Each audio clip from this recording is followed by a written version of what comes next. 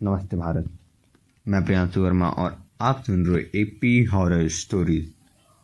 और आज की जो हमारी स्टोरी है वो हमारे एक सब्सक्राइबर ने भेजा है जो एक ट्रैवल कंपनी में काम करते हैं।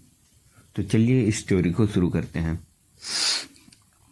हाय, मेरा नाम अमन है। मैं एक छोटी ट्रैवल कंपनी में काम करता हूँ। हमारी कंपनी का काम होता है लोगों के लिए एडवेंचर ट्रिप्स अरेंज करना। पिछले महीने मुझे एक असाइनमेंट मिला। उत्तराखंड के एक छोटे कम जाने माने गांव देवकुंड में टूरिस्ट का ग्रुप ले जाना।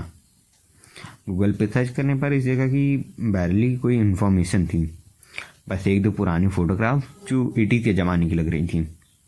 मैंने अपने बॉस से पूछा, सर ये जगह कौन सा पॉपुलर टूरिस्ट है? मैंने तो नाम भी नहीं सुना है इसका। उन्होंने थोड़ा रुक के कहा, पॉपुलर नहीं है लेकिन एडवेंचरस है। वहाँ एक पुराने ब्रिटिश एरा का लॉज है। तुम बस टूरिस्ट को ले जाओ, 2 दिन रुको फिर वापस आ जाओ। मुझे ये काम काफ़ी नॉर्मल लगा, लेकिन जब हम वहाँ पहुँचने के लिए रोड ट्रिप शुरू की तब से कुछ अजीब लगना शुरू हो गया। गाड़ी पहाड़ी रास्ते पर चल रही थी। रोड बहुत पतला था। एक तरफ गहरी खाई, दूसरी तरफ घना जंगल। जीपीएस पे लोकेशन लगाई थी, लेकिन जैसे जैसे हम आगे बढ़े नेटवर्क चला गया। हमारा ड्राइवर महेश ने कहा, सर ये यहाँ आने का रास्ता सिर्फ लोकल लोग ही जानते हैं। हम शाम होने से पहले पहुँच गए तो ठीक, वरना रात को मुश्किल हो जाएगा। शाम ढलने से पहले ही हम एक पुराने वुडन बोर्ड के पास पहुँचे जिसमें लिखा था देवकुंड 2 किलोमीटर, मगर बोर्ड पर लिखा हुआ कुछ हिस्सा मिट्टी से ढक गया था, जैसे कई सालों से किसी ने साफ ही ना किया हो। 2 किलोमीटर के अंदर हम एक पुराने लॉज के सामने थे। ये लॉज देखते ही लगा कि ये जगह कभी एक ज़माने में शानदार रही होगी, लेकिन अब वो सिर्फ महसूस होती है जैसे कि समय ने इसे भुला दिया हो।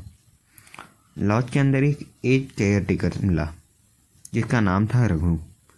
उसकी आंखों में अजीब सी थकान थी, जैसे कि वो कई दिनों से सोया ना हो, जैसे वो सिर्फ रात भर जागता ही रहता हो। उसने हमें रूम अलॉट किया, लेकिन एक बार स्ट्रिक्टली बोली, शाम के बाद बाहर मत निकलना और खिड़की के पर्दे बंद रखना। मुझे लगा ये सिर्फ पहाड़ी ठंड और जंगली जानवरों के डर की वजह से कह रहा होगा। रात का खाना खाने के बाद मैं बालकनी में चाय लेकर बैठा था।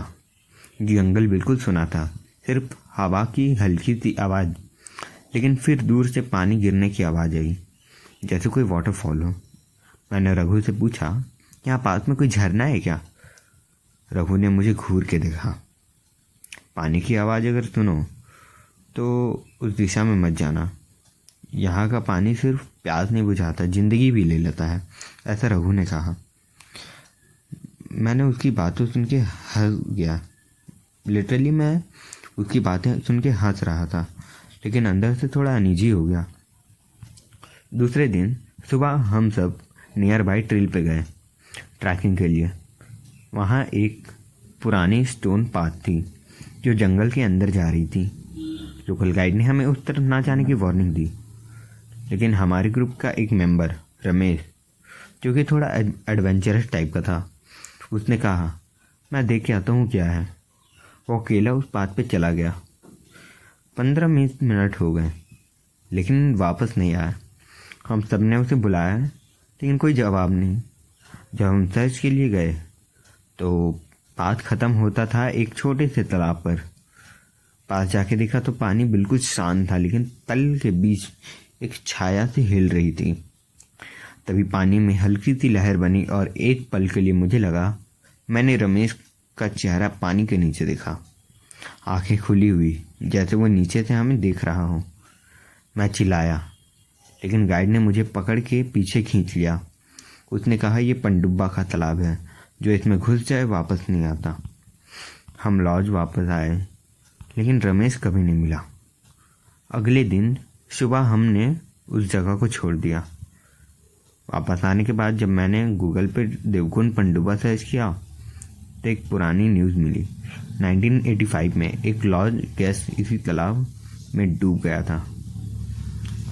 उसके पास से कई लोग यहाँ गायब हुए और हर बार लोग कहते थे कि पानी से किसी की आवाज़ बुलाती है। आज भी मैं जब उस सफ़र के बारे में सोचता हूँ तो लगता है शायद रमेश भी वहाँ पे है, पानी के नीचे किसी और का इंतज़ार करता है। दोस्तों, अगर आपको ये स्टोरी पसंद आई हो तो कमेंट सेक्शन में ज़रूर बताना। तब तक के लिए बाय बाय।